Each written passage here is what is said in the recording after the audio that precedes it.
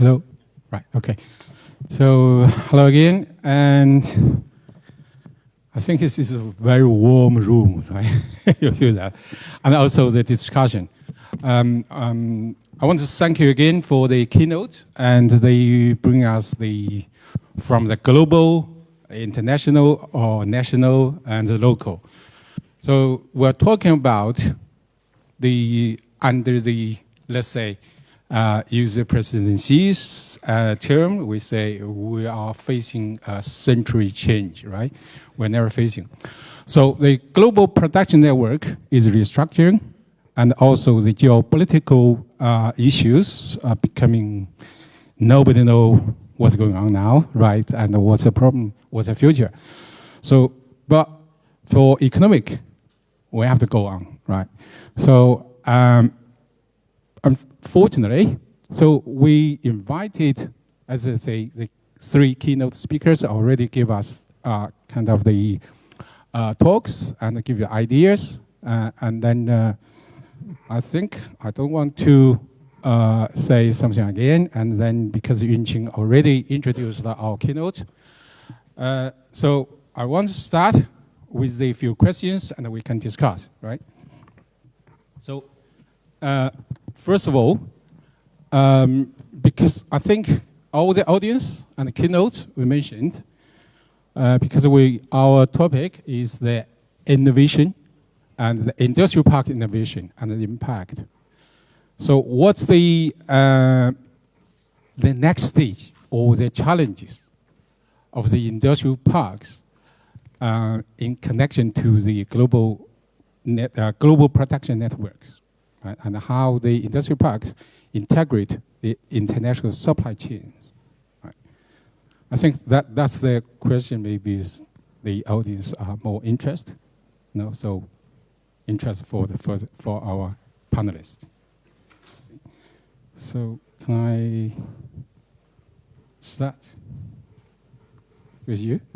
Yeah, because you already introduced him, right? So everybody know him. Okay, so it's glad to be here. So first, let me give a brief introduction of me and our company. Sumac Textile is a company which is focusing on home textile area. We started the home textile business 30 years ago. Our main market is US and Europe market. And we acquired US company from 2016. We acquired a US company in 2016 and acquired another company in 2020. So because of this acquisition, we have very good growth in US market. So, and now we are the #1 blanket exporter in China. But now the challenge is that, okay, because of the geopolitical issue, because of the US-China trade war, because of decoupling from China, such kind of challenge, we have to think about our global production network. So last year, I started to go outside of China. I went to Vietnam, Cambodia, and Thailand, and Bangladesh, and last year. And this year, just end of September, I went to Egypt.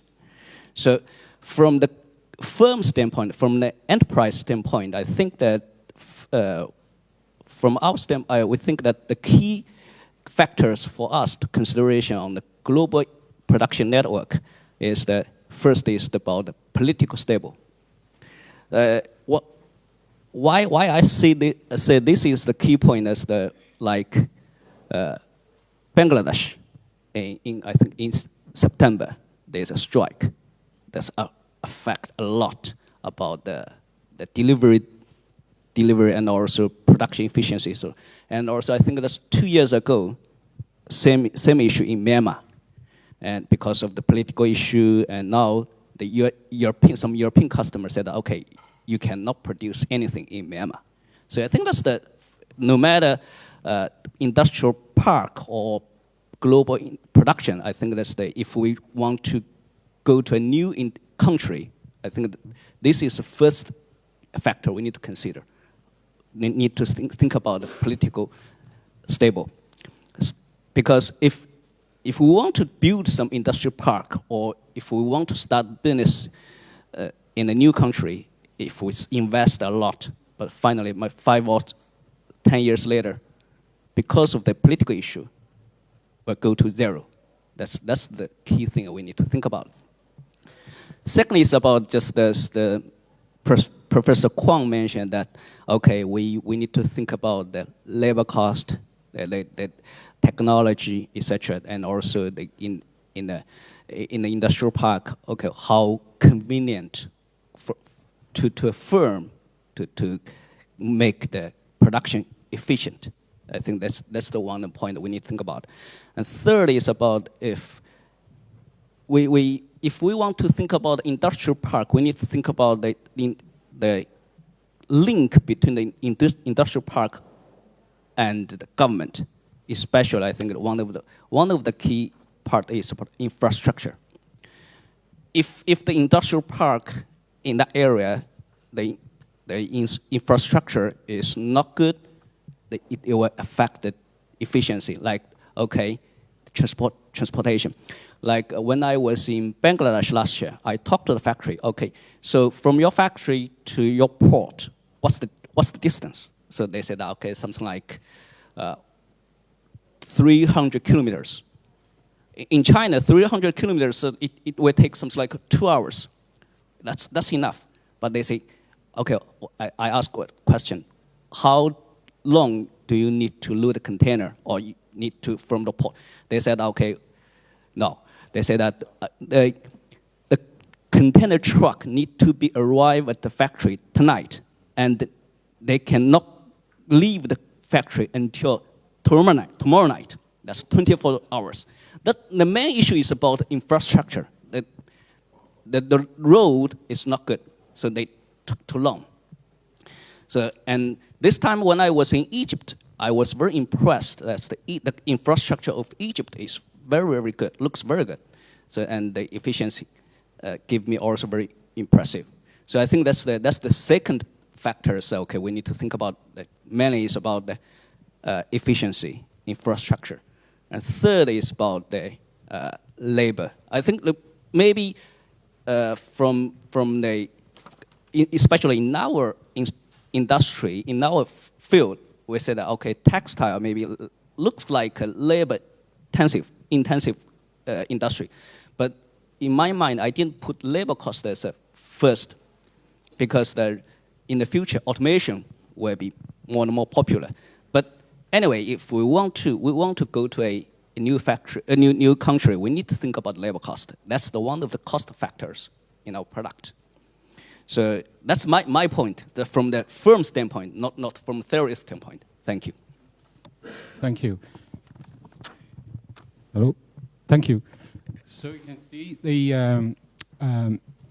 for your experience, you're not just talking about from the industrial park aspect, and you're also talking about from the firm levels to think about the infrastructure. Right. And so it is important for the local or the national politics, right?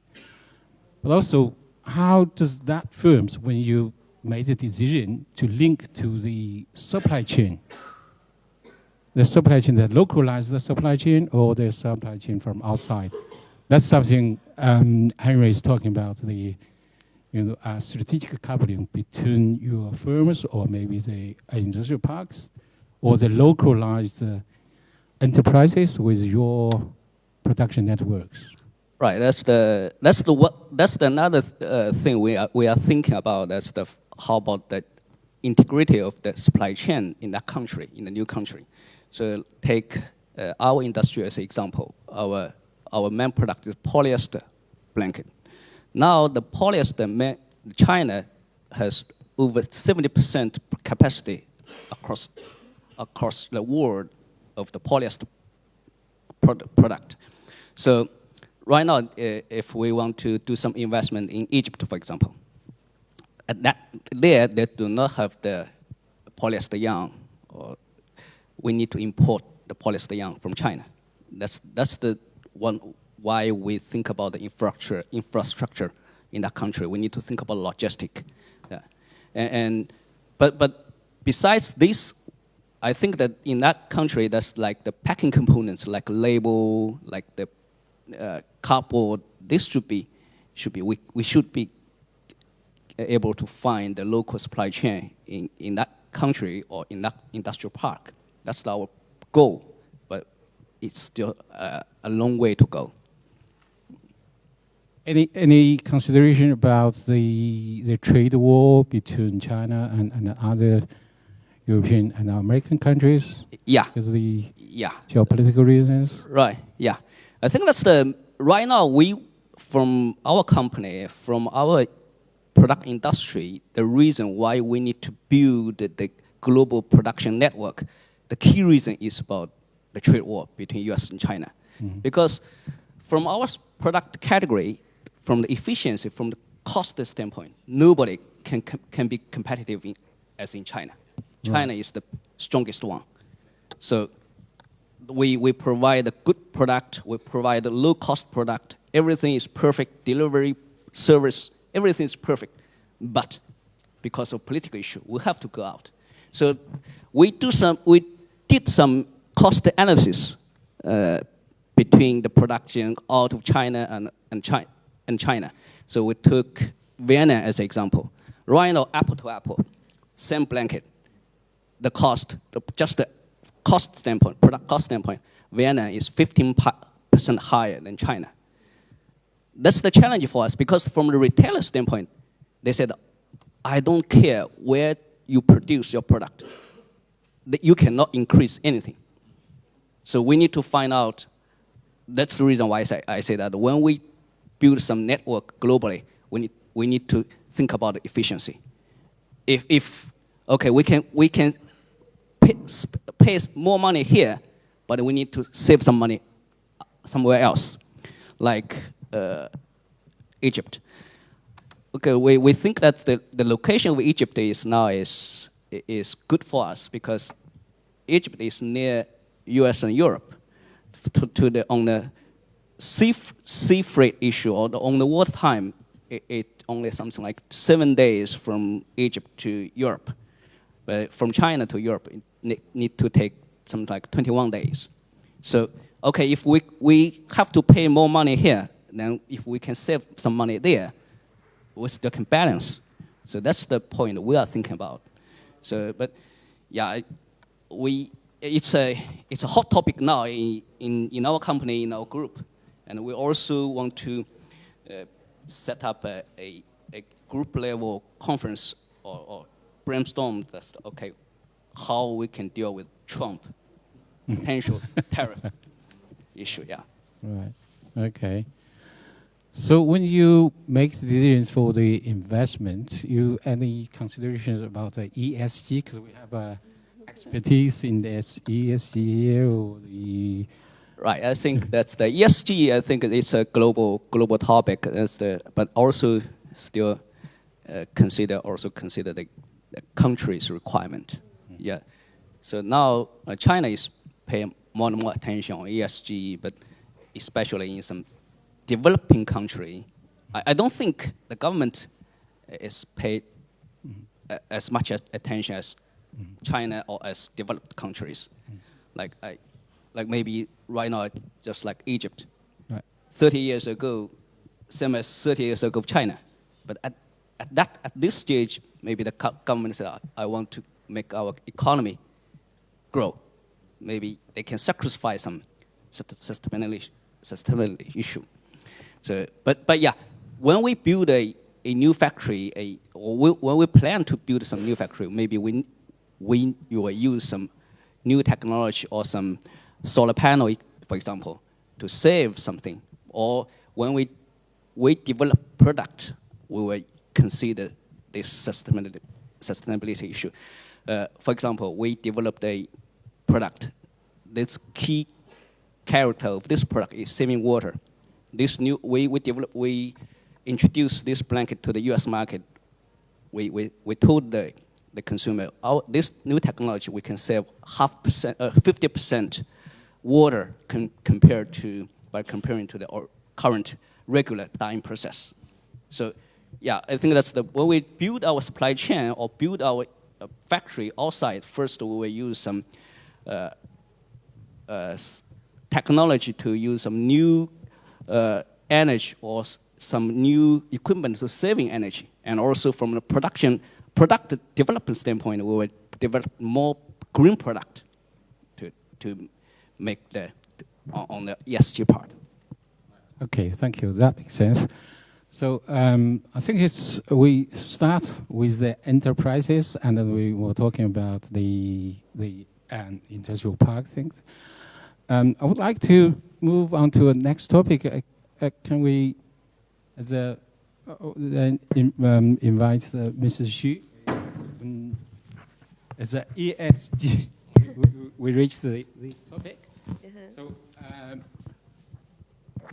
At the moment, I think it's more we're talking about the firm level when we're talking about ESG. So how do you think in the future, maybe as an industrial park, in the future, so how the ESG may be as a kind of the element which is leading or trigger the industrial park's transformation? Yeah, that's a good topic after topic view. Actually, so like just to take SIP for example, SIP like we are really like company orientated, market orientated. So the industry park like would like to serve for all the company's development in a sustainable and low risk management way, especially in supply chain management. And currently still like such as SIP. Actually, SIP is a big center for global supply chain. No matter it's Airbus or other Bosch, so most of the economy here are exporting orientated economy, over 50%. So that's why, like, for companies and for industry park, how to support all the firms to meet up the global supply chain management requirement in a mandatory level is very important for them to enter the responsible sourcing pool of the big company, global company, especially for EU requirement. So that's why SIP actually are working on quite strongly on making policy to support all the companies in SIP level to increase their ESG performance, especially in the mandatory compliance level, for them to go out of for their business purpose. So also that it's listed like no matter it's labor or it's like the supply chain management or it's like the energy consumption part. There's all policy to supporting this forward, and also for SIP because like now under the big global background of ESG trend, especially it's led by a lot of like directive. It's made by EU, and now like ISSB, the standard principle, finally like come to Beijing. So now this year the finance ministry, united with 9 ministries, together published the Chinese sustainable disclosure principle based on ISSB. This is trying to align all the finance audit globally for all the Chinese company when they go out of China, like all the audit part can meet up all the standard and align the standard with a global part. And now, no matter it's Singapore X or the HKEX, all of them start to follow the value chain disclosure of ISSB principle. So that's a government level, what they are making this our standard together. So for industry park, now it's also trying to follow or the ISSB or the Chinese Sustainable Principle Standard Value Chain Disclosure Principle, trying to support all the company who are making disclosure and all standard can be meet up together. So this year, actually, SIP just published ESG industry campus evaluation standard just this month, and this is united with like the National Standard Institute and also Tsinghua University and also Yangcai Principal University together, and also quite a lot of campus, industry campus join the standard. So this is trying to put all the when the industry park are developing themselves out of China, they're trying to have a standardized evaluation system for all things to standardize, and trying to also to bring the good experience of SIP to outside of China and also inside China. So that's how the industry park are doing and are expected or looking forward to do in the big future, is trying to standardize quite a lot of part. Yeah. So thank you. I'm just thinking.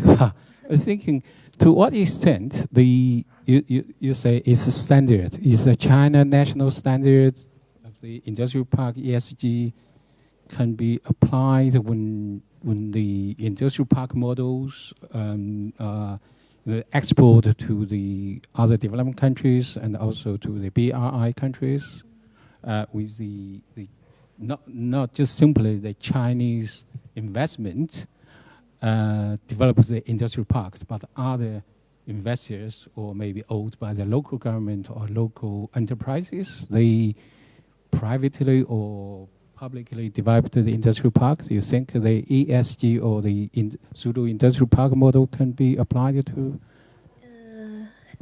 I think, yeah, partly yes. Like we look forward in the future, this standard can have this kind of impact in the big future.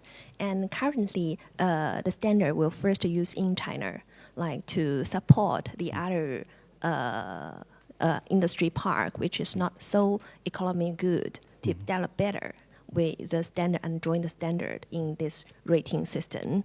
And there's around like 70 metrics in the model, like in E and S labor and also G government. But all the part, also the standard will invite quite a lot of companies, firms to join, because firms standing in the part to say what they need, no matter in infrastructure part or in their policy part or in the other public service part, what they need from industry park. So we are calling for quite a lot of company now to join the standard, just to make it the impact and also to more application part.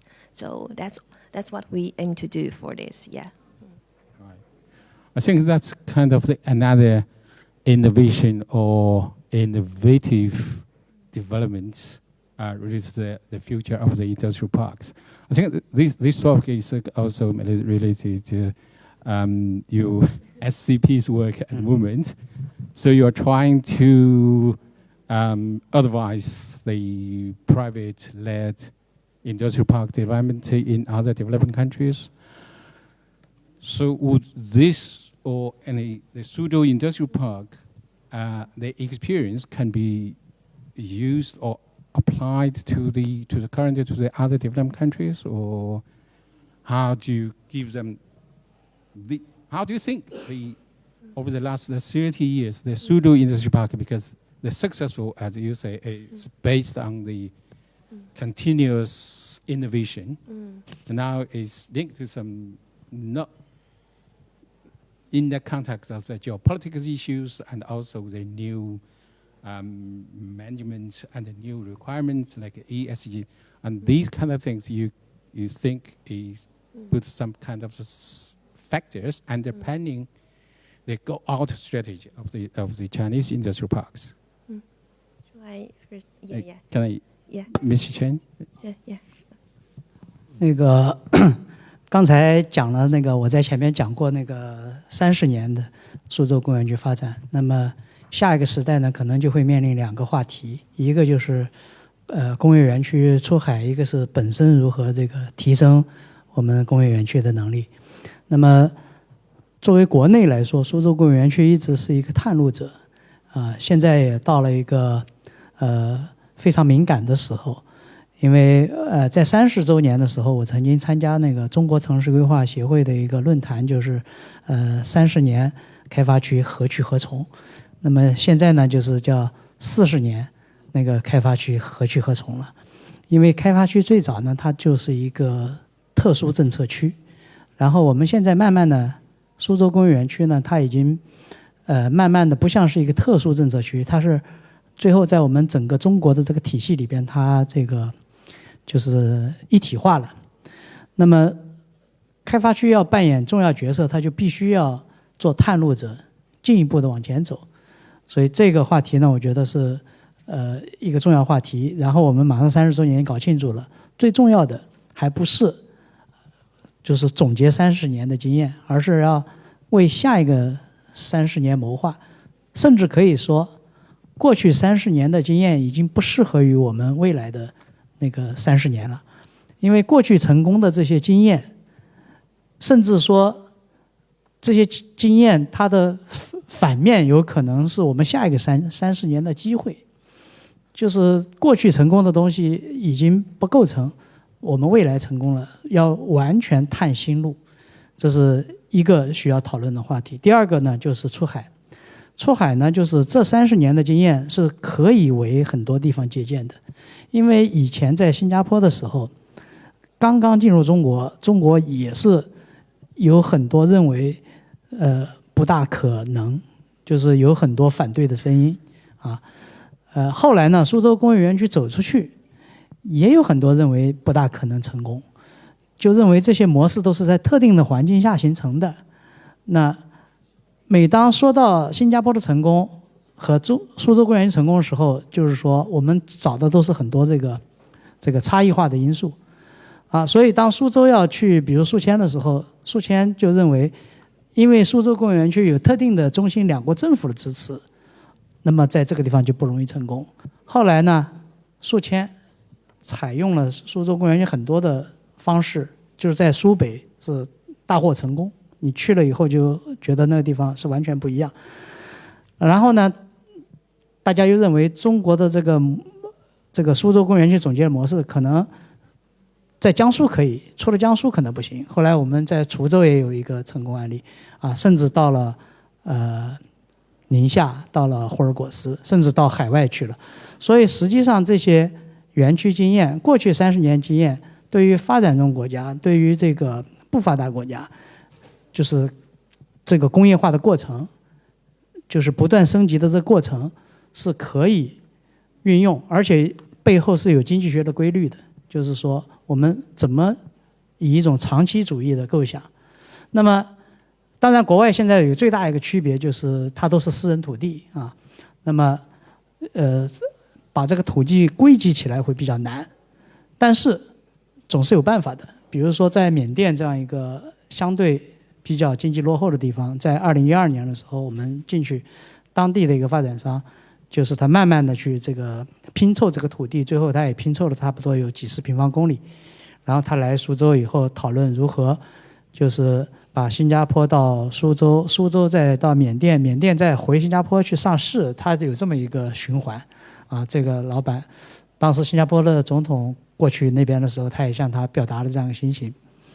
他在那个地方，在曼德勒，他经营的那个园区，就是在缅甸是一个相对比较成功的。当然，缅甸遇到了一些问题，但他今后还是有机会。比如在老挝，老挝有10个平方公里，他也采取了类似的这种片区开发的模式。甚至在这个墨西哥有一个那个华福山工业园，10几个平方公里，它也是采用了就是国内的开发区的这个经验啊。因为也不能完全说这就是苏州工业园区的，因为中国开发区在国内总结了很多经验以后，在海外有很形形色色的各种各样的开发区。那这种开发模式，如果我们把它总结好、运用好，有意识的去培育，顺应产业的不断升级啊，那可能会是有很好的机会。比如说越南，我在这个16年去越南的时候，他们跟我讲，越南人的不接受这个产城融合的方式，就是说他们要骑着摩托车去上班的，然后这个上班他们晚上都要去回家的。但是在胡志明市附近的话，已经当我19年去的时候，他们已经开始接受这个产城融合，因为它毕竟人口集中以后有相对的生活在边上的话，产城融合可以了。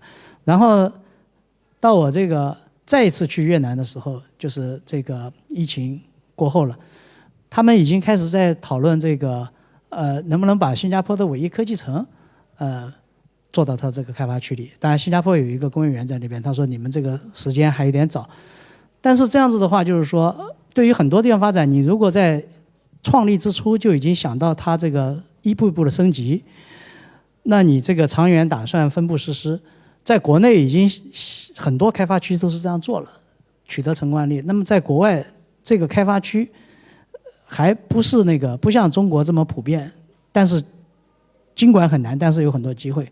所以搞这个开发区这件事，新加坡在60、70年代的时候，包括美国在50年代的时候就开始这件事，推动国家发展。新加坡这一块利用开发区做得很好，而中国用开发区来推动经济发展，推动改革创新，推动开放，确实是取得了很大的成绩。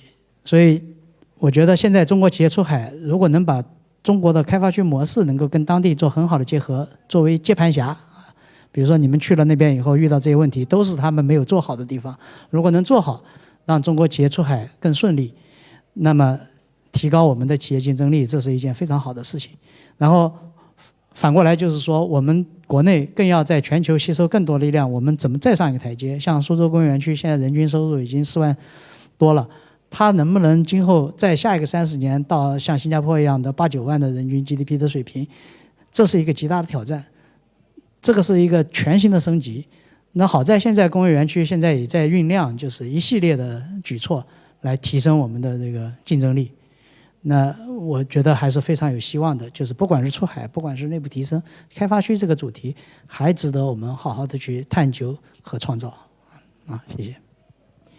So, following our main topic about the global production networks and the industrial park, strategic coupling with their global production networks. So what you're talking is about the successful factors or experience how the industrial park, the Chinese industrial park, and particularly for the SIP, which is initially is a model from Singapore, but it's not just simply copied the Singapore model with a lot of innovation and localization. Then when this model and move to or relocated to other developing countries or other countries, and then also how do you think these industrial parks can strategically couple with the local production networks or local suppliers or supply chain? Or what's the role back to SIP will play in the future? Because once the enterprises or industries move from pseudo-industrial parks to other, like the Southeast Asian countries, the industrial parks, the enterprises, so is any kind of the linkage between the pseudo-industrial park as a kind of the restructuring the production networks from SIP and then to other industrial parks overseas?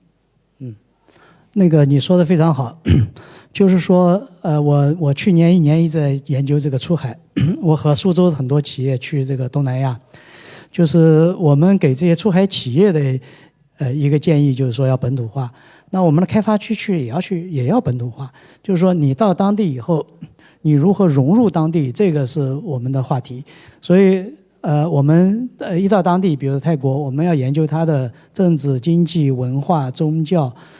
习惯，甚至他们的这些你的合作伙伴的这关系，然后中国的这个企业出去如何合规，如何跟当地的这个人才有更好的融合，也是重要的话题。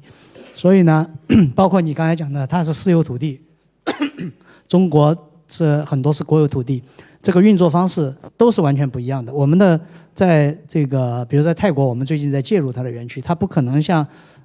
苏州这样一下把70平方公里划下来，然后统一基础设施建设，他可能做不到。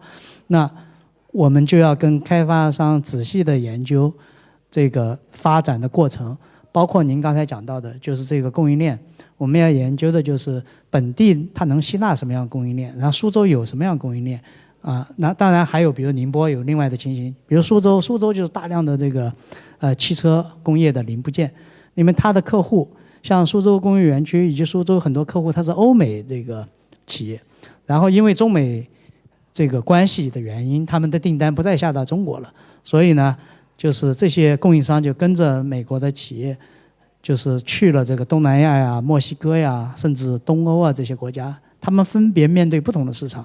因为美国的企业，像苏州工业园区有一家企业，它是在布局北美，是布局在墨西哥，然后那个在欧盟那边是布局在波兰，啊，然后在这个东南亚布局在越南，它是有一个分大洲的布局的。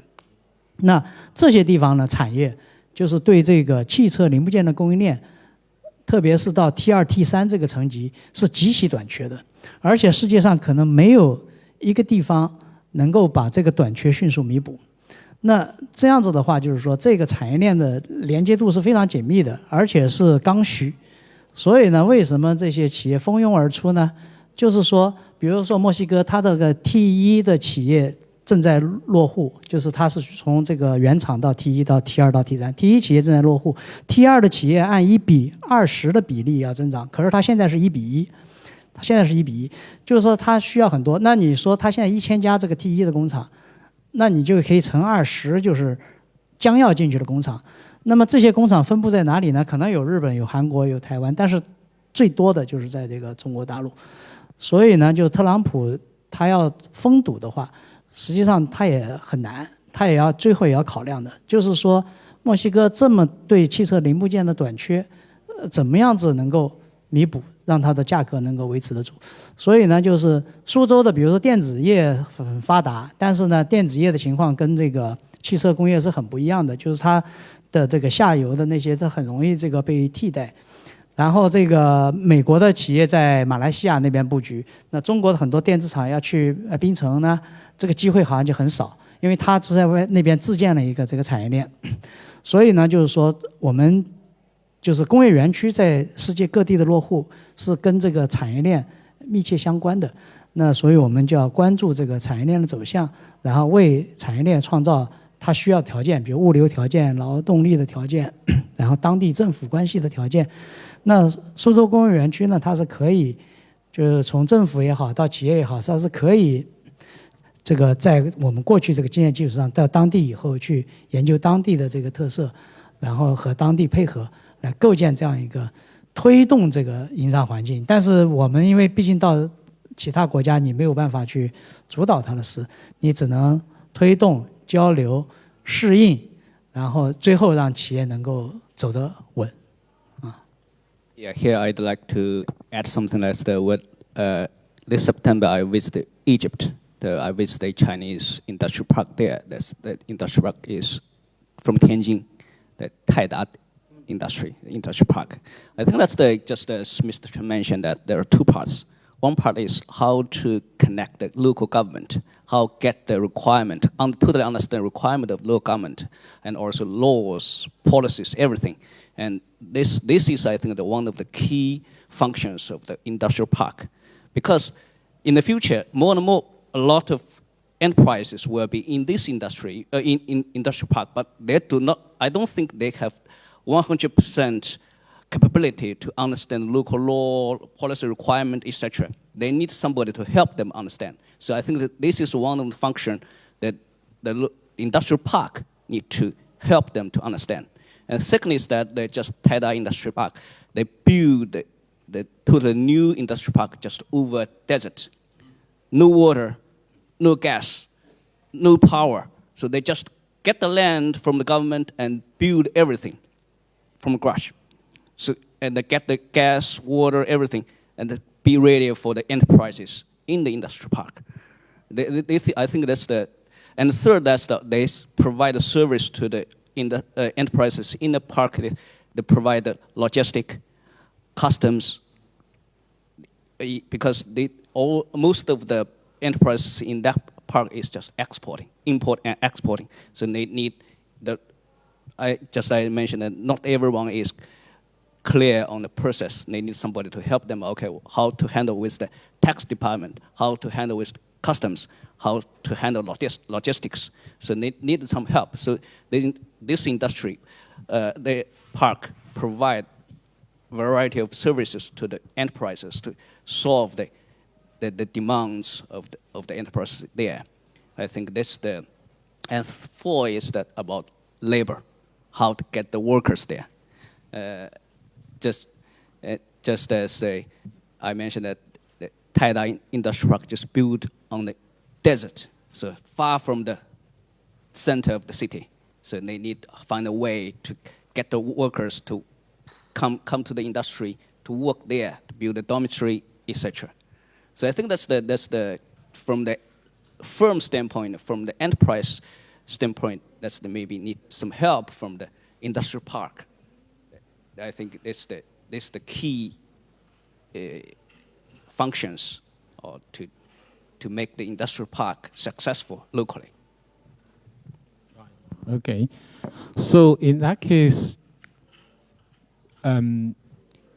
because I can see the difference between the culture and the legislations and also the labor skills and the management skills. So would that industrial park can be managed by the investors, like from the Chinese side and the local government, or the industrial park? Because in the Chinese context, most of the industrial park is actually a kind of the it's government structure, right?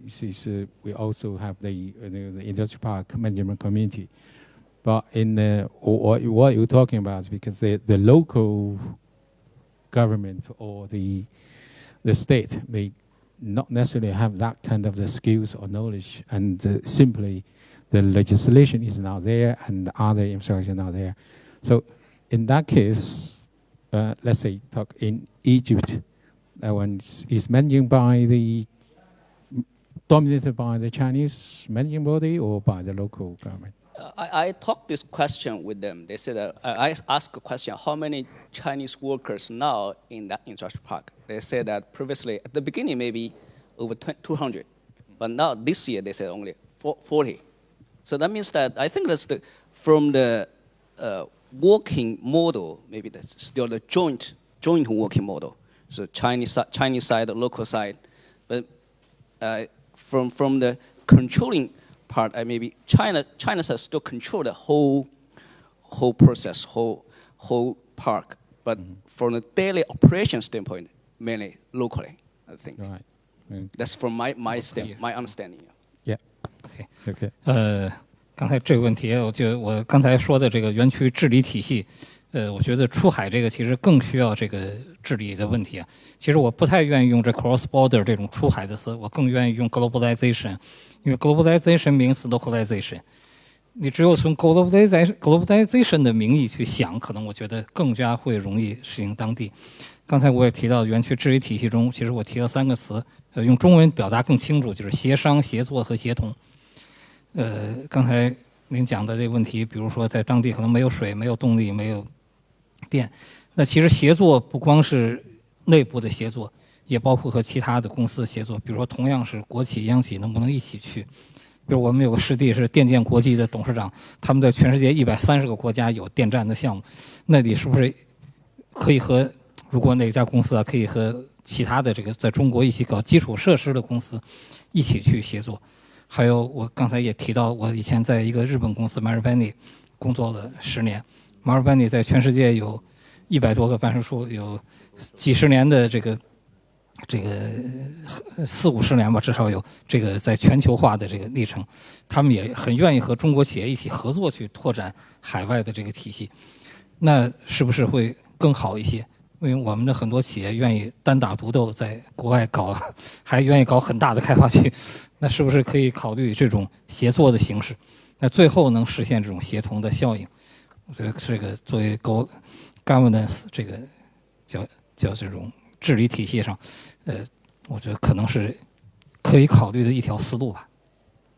Okay, so that's a very good point. I think it's because we used to be I don't know whether you work on is mainly by because let back to your first word. You like say it's globalization rather than they go overseas. Then this go overseas is in a Chinese case in the past 20 years. The first stage is led by the government. We invest in infrastructure and develop a kind of the parks to attract or to put the Chinese enterprises in the park. And then it's led by the state-owned enterprises. That's a second stage, which is not quite successful. But now it seems is a private enterprises-led stages, and then start to use the words is collectively go overseas. Does that what you mean? Just collectively go overseas? 其实一般我们现在说出海，很多是从自己的角度考虑，就是我们要在全球布局产业链。那我觉得全球化的意思是，更多是从当地的考虑，从全世界的角度，或者说从人类命运共同体的角度去考虑。这样，我觉得走的路可能是更加会奉行长期主义和更加容易融入当地的这个文化。那在治理体系上，其实我们为什么我说刚才也聊天的时候也说 ，ESG 我们现在很多就研究 E，S 顶多提一句 ，ESG 报告里 G 就基本都不提。如果你不提的话，这个标准就是欧美标准，就不是适应这个全世界广大南方国家的标准。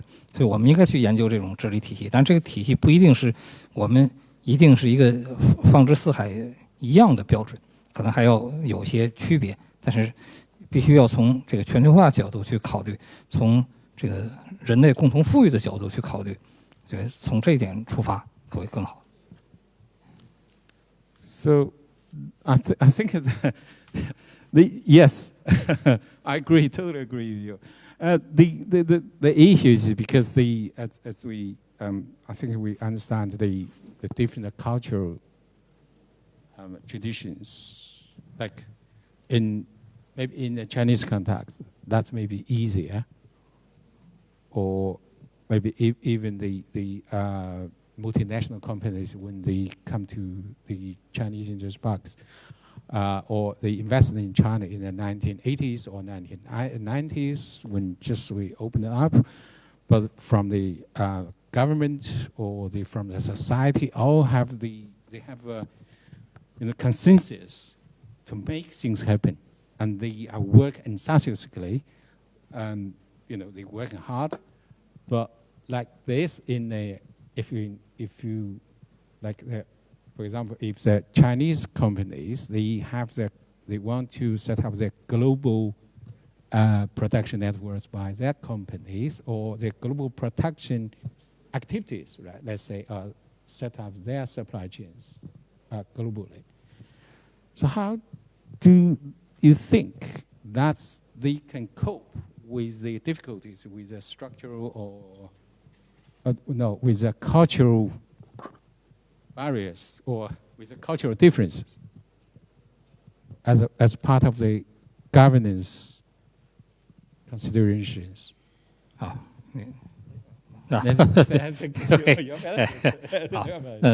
确实是这种文化的冲突是不一样的。比如刚才我其实也举了，也就加班，在中国的话，加班是一个很正常的行为。那24小时换人，这个不换机器人都不换的都有可能。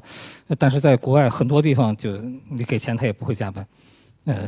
或者有些民族或者宗教的习惯，他到那时候就得祈祷，那你就没有办法。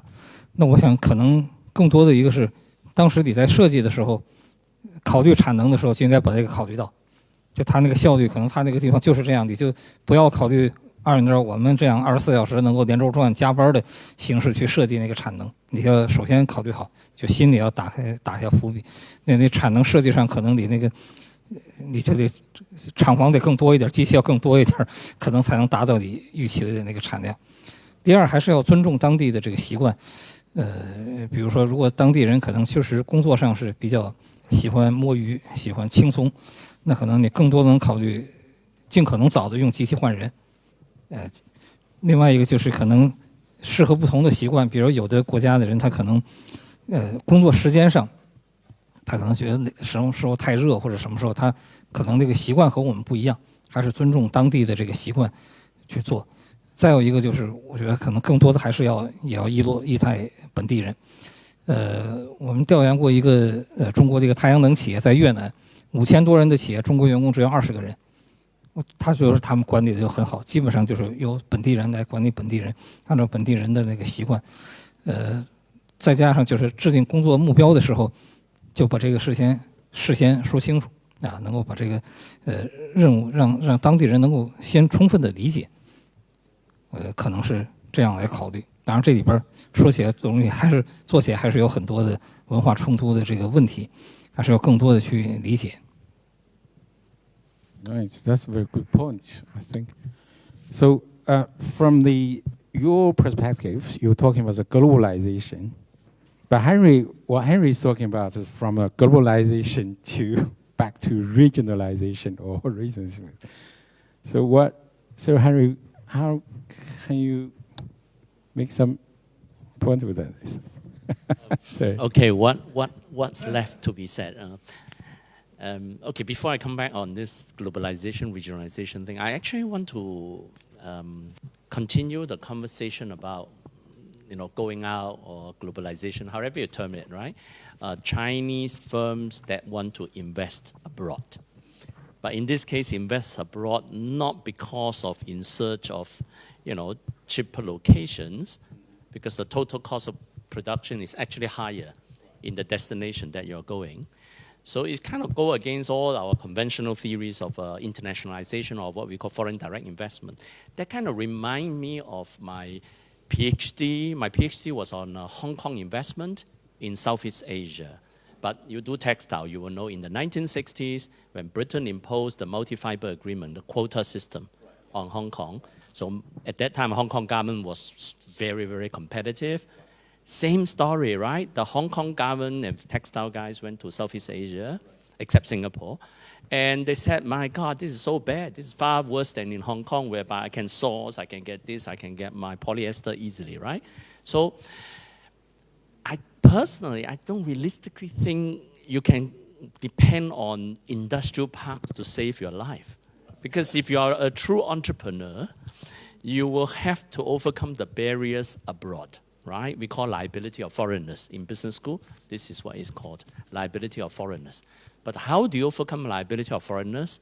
In those days, Hong Kong investors partner with local people, which means, for example, this kind of like early days when, in the 1980s, when China, opened up to, say, overseas Chinese investors from Southeast Asia, from Taiwan and Hong Kong to Pearl River Delta, much of it was in the form of what's called joint ventures, right?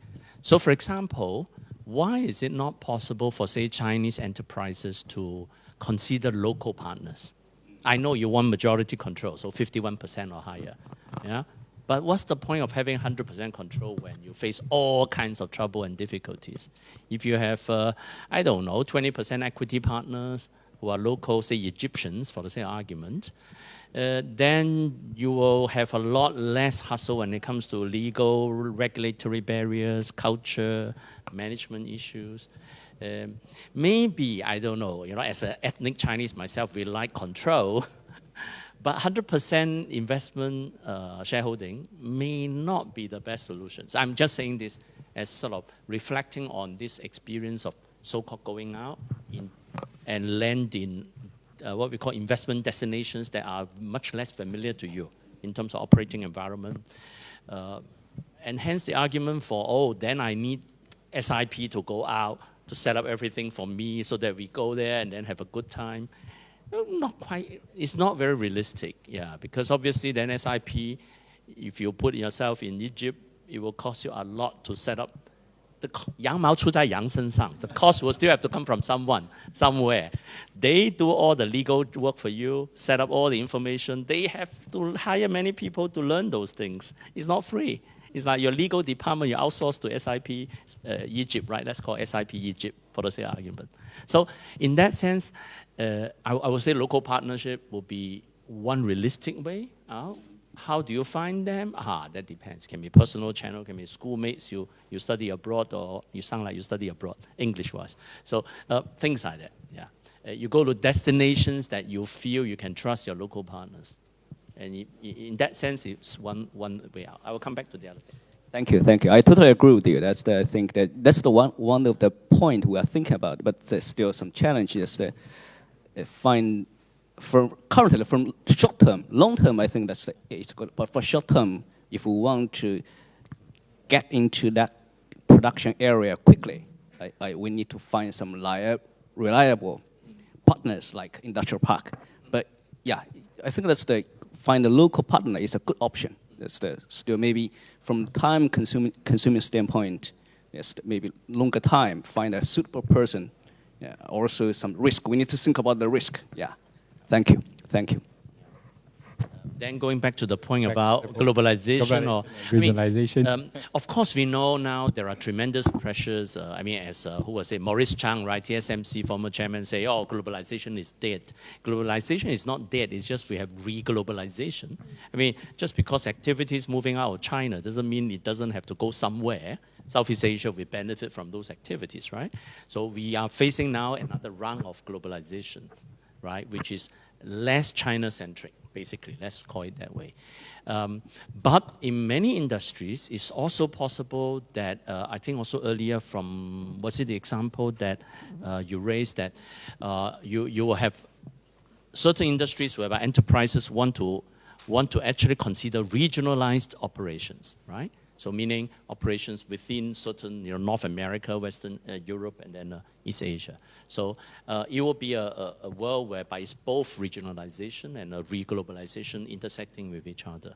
And hence, for enterprises, you might want to consider a kind of more regional kind of 布局 rather than one production site supplied to the whole world, right? Yeah. Right. Thank you. Great. Okay. So then my understanding is that, so from globalization and roll back to regionalization and restructure kind of the different models of globalization. So in that case, how does that affect, or as we say, we're talking about become more and more complexity, which used to be you can, as a production or value chain is very clear supply chain, but now it's become more and more complex. So how does that affect the global production network restructuring or structuring? Well, of course, this depends on industry, right? Again, yes, even within the same industry, say electronics, which I'm most familiar with, there are different parts of the electronics products that will have very different outcome, right? So certain parts of your, say, smartphone and PCs will have very complex production networks. Say the metal parts of your computers are relatively simple. Yeah. So I would say even in the same industry, you're going to have very different production networks. I give you the best example. If you look at Intel, still want to own its own factories, right? So we call fabs. Whereas again, its competitors such as AMD, NVIDIA, completely no factory, outsourced, right? So the same industry, the direct competitors, all American firms have very different way of organizing production networks.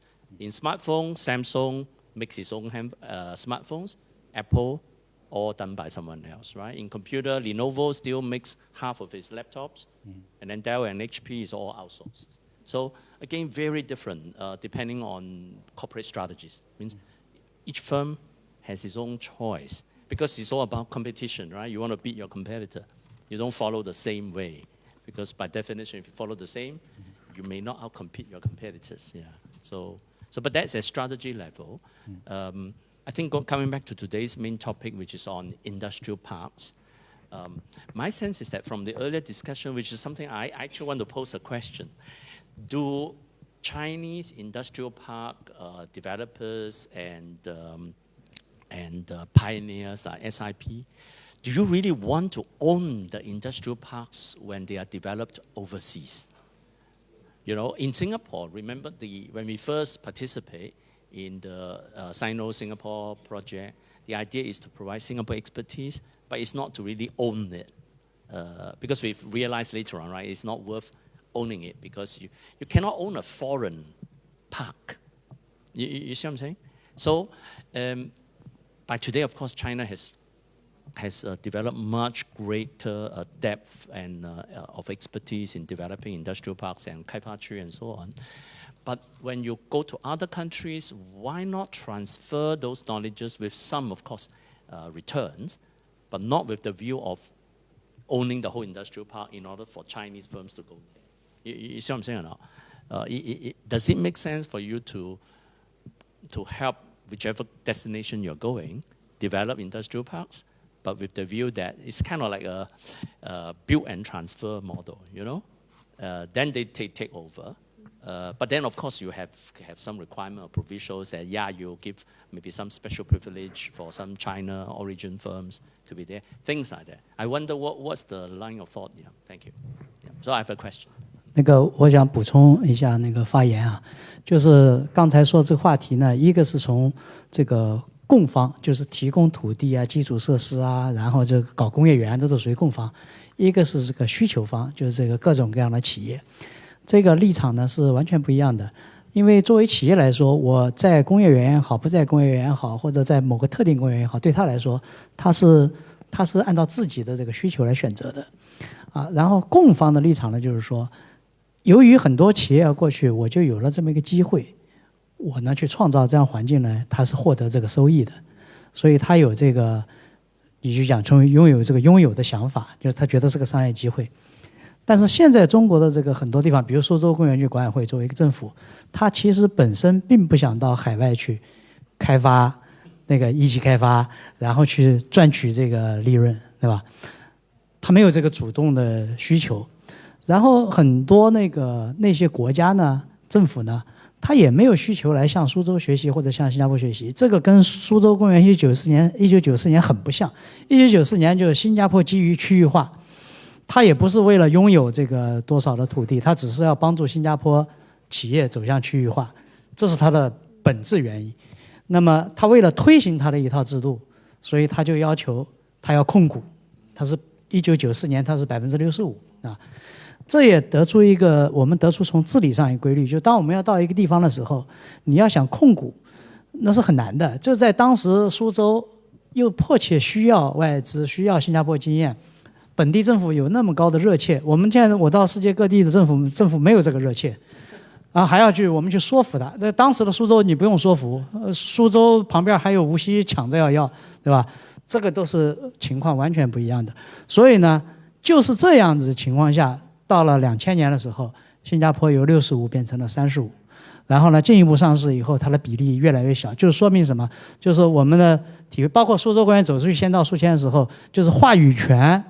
是越来越弱，越来越弱，弱到现在就是弱爆了。就是说，你到其他地方基本没有话语权，啊。所以，如果要想两国合作成功，必须双方意愿很强。现在这样地方很少。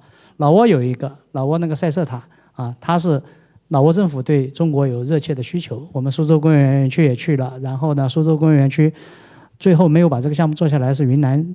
建工作了，那么它呢，就是实现了它的几步跳，最早的低端的工业到中端，现在它已经有电子厂进去了，它10年时间就以10年时间来看，啊，那它是先有很强的控制，到它也越来越弱，现在它对老挝的也是没有多少控制力了。它进去的时候，甚至把很多政府的就是划了一块地，这个地方就是由这个公司说了算。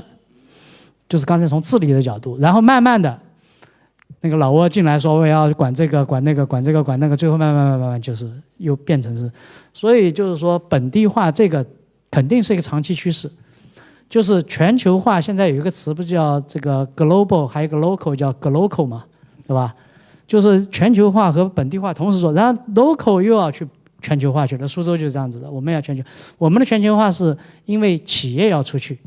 跟新加坡早期的情况是一样的，所以呢，就跟着出去。所以现在呢，我觉得我们要讨论工业园区呢，我们把工业园区可能要定义的窄一点，就是说，现在有好多的企业，比如我们3家企业去，因为这个当地有很多事情搞不定，我们3家联合去一个地方买一块地，我们共同去对付那个政府。这个我觉得它不算是工业园区，因为你在这个区域里边，你可以叫一个工业区，就是我们从定义来说，它没有一些特定的，比如说政策呀、管理啊，没有治理啊什么。他说它实际上什么也没有，它就是个纯商业行为。我们3个一起买的那块工业用地，盖的3栋厂房，我们3个把它分了，然后甚至把它出租一部分赚点钱。纯商业行为这种，我们觉得应该不是我们聚焦的话题。我们聚焦最好就像你讲那个泰达他们出去的，还有老挝那个或者缅甸那个，他们都是需要双方的这个政府进行协商，然后投资上进行协调，是你控股还是我控股啊？然后中方呢，现在呢，你看苏州工业园区到目前为止出海没有一个控股的。第一个就是那个中白工业园，它是一个软件输出，就是我只是给你讲个道理，给你一份材料，然后那个白俄罗斯就参照着苏州工业园区这个做法，一站式服务什么，它参照的还不错。这个可以说是一种软件转移，就是轻资产的软件转移啊。还有就是中阿产业园那参了一个小股，那么重在参与，其实都没有去要这个控制权。那么当然就带来了问题，就是说你的整套东西的输出啊、传播啊，实际上是很困难的，就是大家要根据当地的情况来进行协商。所以我们看就是一个工业园，它有个周期，比如10年周期，对吧？进入的时候你先强后弱的这个过程。第二个就是说，当企业去选择的时候，企业有它的这个选址，但是工业园这个方式进去以后，如果当地政府受到启发，它的治理从小到大，就像中国从特区到沿海开发区到遍地，它是一个整个进步的过程，你的治理在进步。如果我们能起到这样一个作用，如果我们的政府到当地能够起到这样一种帮助它在比如10年时间内它整体提升，对于这些企业来说，那么它的通关呀、物流啊、基础设施啊，它都会有改善，那这个就是一个很正向的。所以我们可能很难出现这个非常强控制的，然后明显在一个地方这个与众不同的，然后跟企业有绑得很定的。但是这个潜移默化的过程，其实这些背后的这些原理，它都在发挥这个作用。然后刚才您讲那个 ESG， 其实从我们整个的这个发展过程，现在喊 ESG 喊得比较响，但其实在做的过程中间，环境呀、社会呀、这个治理啊，也一直在探索。只不过现在就是说，我们把它做成了一个更强的，从咨询啊、标签呀、到这个影响力啊，甚至做成了很多的那个一个地区的竞争力啊，就是这些。但它的背后的本质也是相通的。补充这个。So from that point, sorry, so you are suggesting the industrial park, right? The overseas industrial park is, or the corporate model is mainly from the first stage, is enclave stage, and then to the open or to connection to or localization of the management or governance or these. I mean, is that from the enclave to the local connections or to the more open to the normalized to the local industrial parks? Okay, So, may I just yeah. following what Mr. Chen has been saying? I think basically, as we're referring to the SIP, I think basically what behind is we need to set up a kind of long-term view when we establishing this kind of either international investment or like an industrial park. This is a huge investment. And I think for that concern that there has been awareness about these kind of a gradual dynamic change over time. So we said that SIP, one of the key experience is planning, like a integrated planning and like a setup phase. So it is a very well planned. And regarding to that, the experience transfer is part of that plan. It was very clear at the starting point. And of course, I think as Chen mentioned that, of course, we could not I mean, like it's a natural process because it's a transfer experience itself is a kind of how to say, it's a dynamic change, right? Like the learning part, they are actually learning with the experience increase. So the mutual position is changing over time. And this is a fact. So I think it is something that Singapore is kind of aware about that. So the change of the share is quite a natural process. I think at a certain moment that there is this kind of a transfer of not necessary power, but actually kind of like it's also an indication about the experience increase. But also having said that, there is also other incidents like Asian financial crisis that is a fact which accelerating about the share change over 2,000 years period. But very interestingly, I think I want to emphasize is for Singapore SIP is that actually at that time we have at the very starting point, as the Chen has been showing in the PPT, in the starting point in 1994, we signed 3 agreements. And within that, one of the agreements is about experience transfer. So I think this is also another thing is that both sides has a very clear idea that the experience transfer is valuable. And this is something that is both agreed at the very starting point. And I think this is also a very useful kind of a recognition which affect all the other plans and the implementation over time. So having said that, as Chen mentioned, that nowadays when we go outside, I think it's not about like we kind of like it is a willingness to own that kind of I think it is quite natural that preparing for this kind of a dynamic process. But it is a very kind of natural at the starting point somehow because we did a lot of research about those enclave projects, which collaboration between Suzhou and many other places. So in China, it's a very natural it's kind of a government system. And we bring this kind of experience over there. And it is, although it's a collaboration, but still the responsibility somehow need to be identified. So we find that very often that if the responsibility is clearly identified, it will be easier to move forward with more efficient arrangement, rather than like many things are not clarified. We don't know who deal with what, and a long times of negotiation, things like that. So I think this is a very kind of natural way to start with a sort of like an ownership, but it's kind of more to in terms of the like organization and kind of management thing. But it's naturally that when the experience improve, I think every collaboration need to think about that kind of exit. Not exactly exit, but kind of like those dynamic process in mind. And this is also the value of it, actually, to do the collaboration. Right. I think we're reaching the end of the time. We have 5 minutes again. Thank you all for the panelists. When Henry finished his talk, I think someone asked questions. Can I have a good question?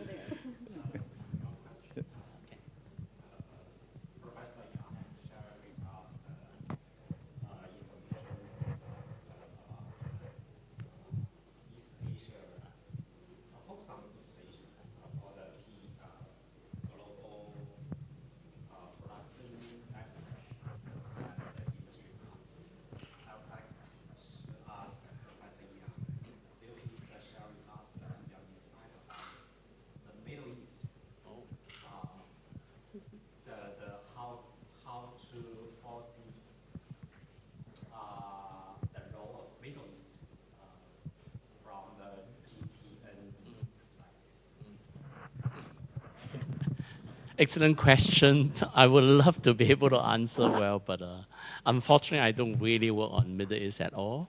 Yeah, and in the electronics industry, the Middle East has very little role in relative terms. But say in the petrochemical, then the Middle East becomes very important. Yeah. So unfortunately, I don't have domain expertise to answer this question directly. But let me see whether I can outsource to our dear panelists the role of the Middle East. Your opinion, Zhongdong? Actually, that's I had a brief talk with Mr. Sun just during the break. So actually, I think that's from the strategic point, the Middle East is a very important part.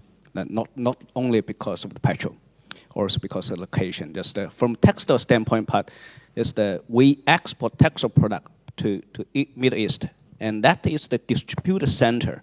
They also transfer the product to Europe and even to Africa. So from that point, I think that's the point or the position of Middle East is still very important to the world. Also, that's now we can see that the trouble also from Middle East. That from this point, which still means that location is very important to the world. But I'm just as Professor Henry mentioned that maybe from the industrial park standpoint, I have no idea about Middle East. But from the trade or business standpoint, I think the Middle East is the very important location. Yeah. Thank you. Can I add one point for this? Just more like personal experience from my peers company, which have like 200,000 staff around the world. And for Middle East, like it's very important for next steps globalization for all the big companies movement. Because think my peers company experience like they reorg the headquarters from Singapore to Middle East. That because first about the tax, yeah. Good. Yeah, of course. The second part actually is about like, of course, the Chinese government industry park, the kind of more part things. So for the industry park connection, that there's quite a connection between the Middle East industry park with maybe the national parks. So they decide to reorg.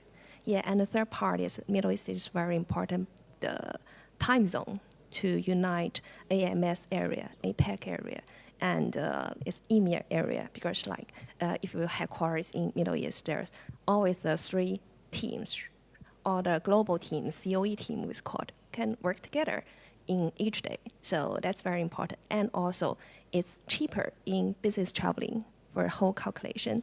One order for global teams, like they're always like around 10,000 people need to commute around the world each year, traveling to this country. But if you put the location in Middle East, the total headquarter labor business trip fee will be cheaper. So that's why actually there's a lot of companies are trying to, especially in Dubai, So, any other questions? One more questions? No? Right. Okay. We're pretty open on time.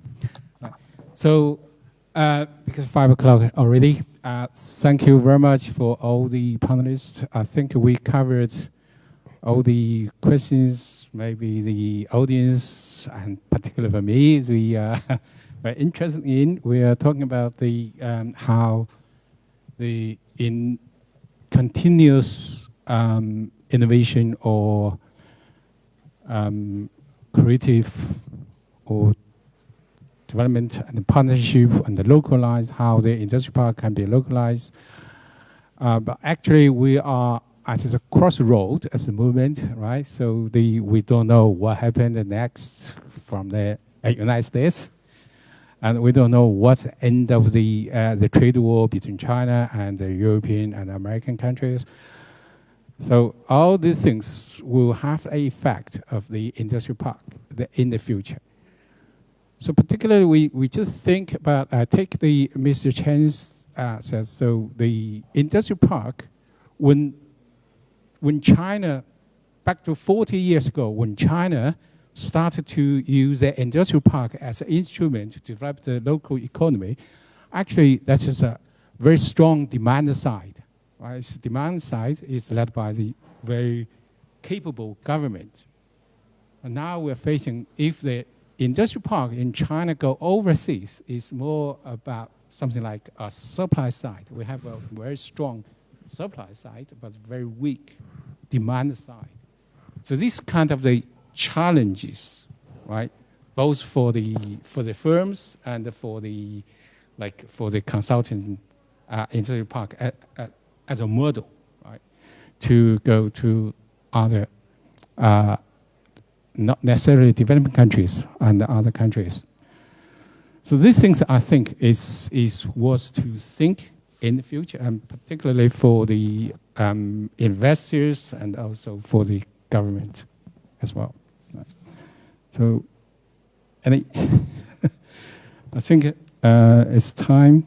Let's say we're finished here, or unless anyone you want to add some points. Right. Okay. So thank you very much, all panelists, and thank you very much for the audience. Thank you. Thank you. Right.